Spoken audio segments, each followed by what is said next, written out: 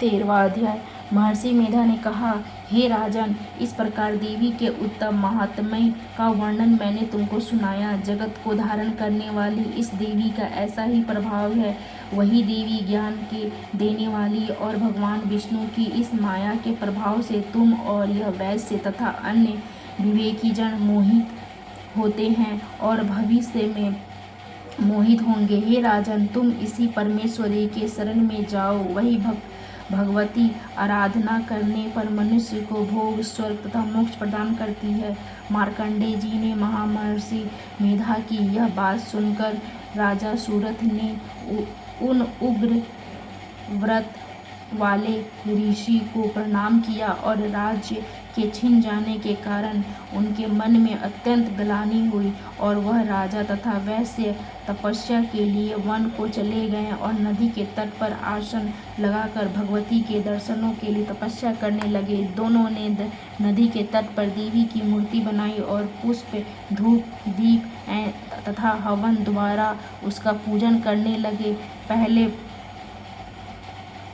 उन्होंने आहार को कम कर दिया, फिर बिल्कुल निराहार रहकर भगवती में मन लगाकर एकाग्रता पूर्वक उसकी आराधना करने लगे। वह दोनों अपने शरीर के रक्त से देवी को बलि देते हुए 3 वर्ष तक लगातार भगवती की आराधना करते रहे।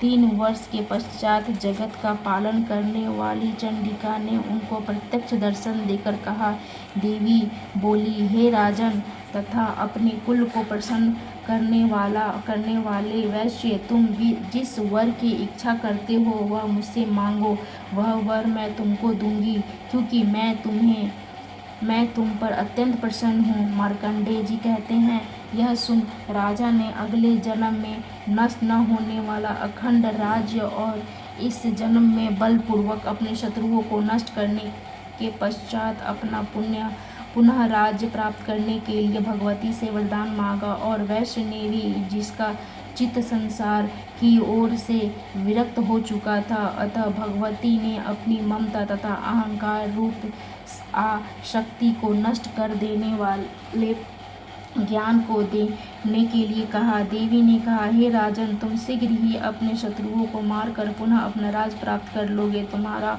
राज्य स्थिर रहने वाला होगा। फिर मृत्यु के पश्चात आप सूर्य देव के अंश से जन्म लेकर सावर्णिक मनु के नाम से इस पृथ्वी पर ख्याति को प्राप्त होंगे। हे वैश्य कुल में श्रेष्ठ